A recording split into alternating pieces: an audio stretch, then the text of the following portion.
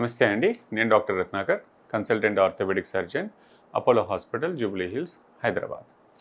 చాలామందికి మోకాళ్ళు ఆపరేషన్ అవసరమా లేదా? లేకపోతే ఏ స్టేజ్‌లో అరిగిపోయాయి? ఏం చేస్తే బావుంటుంది? ఇంజెక్షన్ బావుంటుందా? అందులో రకాలున్నాయి. స్టెమ్ సెల్స్ ఉన్నాయి. లేకపోతే పీఆర్పీ చేసుకోవాలా? లేకపోతే మోకాళ్ళలో గుజ్జు పట్టే ఇంజెక్షన్ చేసుకోవాలా? చాలా కన్‌ఫ్యూషన్ నడుస్తూ ఉంటుంది. ఆపరేషన్ ఏ స్టేజ్‌లో చేసుకోవాలి అనేది మోకాళ్ళు ఎక్స్‌రేలను బట్టి అయితే 4 స్టేజ్‌లు అంటారండి.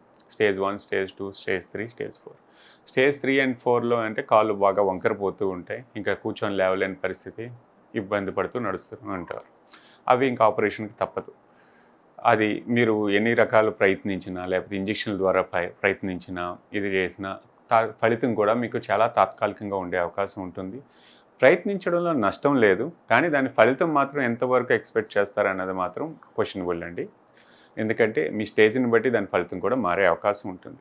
ఇబ్బంది పడుతున్నాను, కూర్చొని లేవలేకపోతున్నాను, టాబ్లెట్స్ అయిపోయాయి, లేదా ఇంజెక్షన్ ట్రై చేశాను, దానివల్ల ఫలితం లేదన్నప్పుడు ఆపరేషన్‌కి వెళ్ళాలండి. ఈ స్టేజ్ 1, స్టేజ్ 2లో చాలామంది ఇబ్బంది పడుతుంటారు. చిన్న వయసులో కానీ, 50 సంవత్సరాలు లేకపోతే 60 సంవత్సరాల్లో. అంటే మోకాలు నొప్పి స్టార్ట్ అయ్యేటప్పుడు అరుగుదల, ఎర్లీ ఆర్థరైటిస్ అన్నప్పుడు చాలా ఇబ్బంది పడతారు. ఎందుకంటే అప్పుడే కొత్తగా ఒక చిన్న పొర పోతుంది. ఇలా ఉండాల్సిన పొర ఎక్కడో దగ్గర ఒక లేయర్ లాగా పోతుంది. సో నొప్పి కొత్తగా వచ్చినప్పుడు ఆ నొప్పి చాలా వరకు 2, 3 నెలల వరకు చాలామందికి సతాయిస్తూ ఉంటుంది. చాలామంది డాక్టర్స్ ఆ టాబ్లెట్స్ వాడానండి, పని చేయలేదు, మళ్ళీ ఇంకో డాక్టర్ దగ్గరికి వెళ్తారు. ఏం చేసినా కొంతకాలం పడుతుందండి. ఎన్ని టాబ్లెట్స్ వాడినా 2, 3 నెలలు కనీసం పడితే బాడీ సర్దుకుంటుంది. మళ్ళీ ఇంకో దఫా కార్టిలేజ్ ఎక్కడన్నా పోతే తప్ప మళ్ళీ నొప్పి స్టార్ట్ అవుతుంది. లేదంటే ఆ కాలు బాగుంటుంది, రెండో కాలుకి మొదలవుతూ ఉంటుంది. ఎర్లీ స్టేజ్లో నొప్పిని ఒకేసారి అనుభవించేటప్పటికి చాలామందికి అది అపోహ వస్తుంది. సో స్టేజ్ 2, స్టేజ్ 3 ఇంకా నొప్పి నాకు తగ్గట్లేదు, ఈ రెండింటి మధ్యన ఉన్నప్పుడు జాయింట్ గ్యాప్ బాగానే ఉంది, ఎక్కువ అరగలేదు అన్న వాళ్ళకి ఇంజెక్షన్స్ చక్కని సొల్యూషన్ అండి. పీఆర్పీ అవనివ్వండి, లేకపోతే మోకాళ్ళ గుజ్జు పట్టే ఇంజెక్షన్ కూడా. కానీ ఎంతకాలం పనిచేస్తాయి అన్నది మాత్రం ఎవరికి చెప్పే విషయం కాదండి. ఖచ్చితంగా మీకు 2 కాళ్ళకు ఒకేలాగా అరిగినా, రెండిట్లో ఒకేలాగా నొప్పి ఉన్నా ఇంజెక్షన్ తీసుకుంటే ఒక కాలుకి బాగా ఉండొచ్చు, ఒక కాలు తక్కువ కాలం పనిచేయచ్చు. సో వేరే వాళ్ళని కంపేర్ చేయడానికి ఇది లేదు. సో జాయింట్లో గ్యాప్ ఉన్నంత కాలం ఇంజెక్షన్ వల్ల పనిచేసే అవకాశం ఉంటుంది. అది మొదటి ఇంజెక్షన్కి వచ్చే ఫలితం మళ్ళీ 6 నెలల తర్వాత ఇంకో ఇంజెక్షన్ చేసుకుంటే నాకు అదే ఫలితం వస్తుందని మాత్రం అనుకోకూడదు. సో ఇలాంటి స్టేజ్లో ఈ 2 స్టేజ్లకి మీకు చూపిస్తున్నాను. ఎక్కడ కార్టిలేజ్ ఎక్కువ పోయింది, ఇక్కడ తక్కువ పోయింది. ఇది నిర్ధారించుకోవడం చాలా కష్టం. ఎంఆర్ఐ చేసినా కూడా చెప్పడం కష్టం. ఇలాంటి స్టేజ్లో ఇంజెక్షన్ ఇస్తే ఎక్కువ కాలం పనిచేస్తుంది. ఇలాంటి స్టేజ్లో ఇస్తే చాలా తక్కువ కాలం పనిచేస్తుంది. అది రోజుల్లో అవ్వచ్చు, నెలల్లో అవ్వచ్చు, మనిషి తీరుని బట్టి కూడా ఉంటుంది. కానీ నష్టం లేదు కాబట్టి మీరు ఎర్లీ స్టేజ్లో ఉన్నప్పుడు చేయించుకోండి, ఇబ్బంది పడితే తప్ప. లేదు టాబ్లెట్స్, ఇంజెక్షన్స్ తోటి నాకు ఫిజియోథెరపీ తోటి నాకు చాలు అనుకున్న వాళ్ళు సరిపోతుంది, ఇబ్బంది తగ్గింది అంటే. ఏదన్నా ఫిజియోథెరపీ అన్నది ముఖ్యం అండి. ఫిజియోథెరపీ అంటే చాలామందికి ఒక శ్రమ, ఇది ఒక ట్రీట్మెంట్ అనుకుంటారు. ఫిజియోథెరపీ అంటే ఏం లేదండి, ఎక్సర్సైజెస్.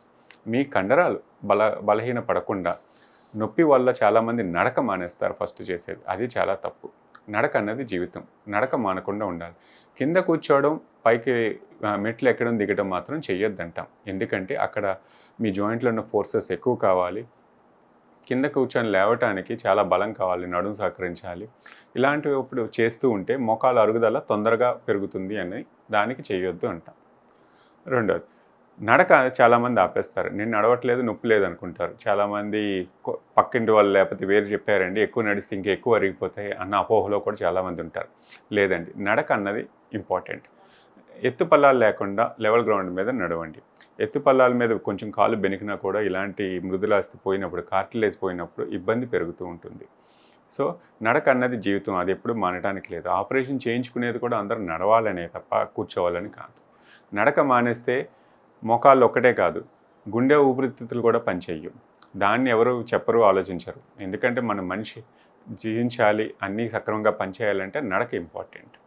నడిస్తే ఎక్కువ అరిగిపోతున్నది మాత్రం అపోహ. అది మాత్రం ఎప్పుడు మానద్దు. ఇంకా ఒక నెల రెస్ట్ తీసుకోవాలి, నొప్పి పెరిగింది అన్నప్పుడు కొన్ని రోజులు రెస్ట్ తీసుకొని మళ్ళీ స్టార్ట్ చేసుకోవచ్చు. సో పూర్తిగా మానేయటానికి లేదు. కింద కూర్చోవడం, బలవంతంగా కూర్చొని పైకి లేవాలనుకోవడం అవి మాత్రం చేయొద్దు. సో ఇంజెక్షన్లో స్టేజ్ 1, స్టేజ్ 2లో బాగా పనిచేస్తాయండి. స్టేజ్ 3 పని చేయొచ్చు, పని చేయకపోవచ్చు. స్టేజ్ 4 అనేదానికి ఆప్షన్ లేదండి. మీరు ఏం చేసుకున్నా, చేసుకోకపోయినా అంతవరకు తెచ్చుకోవడం. చాలామందికి స్టేజ్ 3లో నొప్పి ఉంటుంది. ప్రతి మనిషికి నొప్పి ఒకేలా ఉండదు. కొంతమందికి ఎక్కువ ఉంటుంది, కొంతమందికి తక్కువ ఉంటుంది, కొంతమందికి స్టేజ్ 2లో కూడా విపరీతంగా ఉంటుంది. ఆపరేషన్ ఎప్పుడు అన్నది మీరు వేరే విధంగా అన్ని రకాల ట్రీట్మెంట్స్ ప్రయత్నించవచ్చు. కాకపోతే దాన్ని డిలే చేసుకోవడం వల్ల కూడా మంచిది కూడా కాదు. కాలం గడిచే కొద్దీ మీ వయసు పెరుగుతుంది, తట్టుకునే శక్తి పోతుంది. దానివల్ల వచ్చే ఫలితం కూడా మీరు అనుభవించలేరు. సో నొప్పితో ఓ 10 సంవత్సరాలు గడిపేసి తర్వాత మీరు ఆపరేషన్ చేయించుకుందాం అనుకున్నా పోయిన జీవితం మళ్ళీ రాదు మీకు. సో ఆపరేషన్ కూడా యాక్టివ్గా ఉన్నప్పుడు చేయించుకోవడం, మీకు అవసరమా లేదా అన్నది మీ డాక్టర్ గారిని సలహా తీసుకొని ఎప్పుడు చేయించుకోవాలనేది నిర్ధారించుకోవచ్చు. సో ఏదన్నా స్టేజ్ని బట్టి కాదండి, ఎక్స్రేలో స్టేజెస్ ఉంటాయి.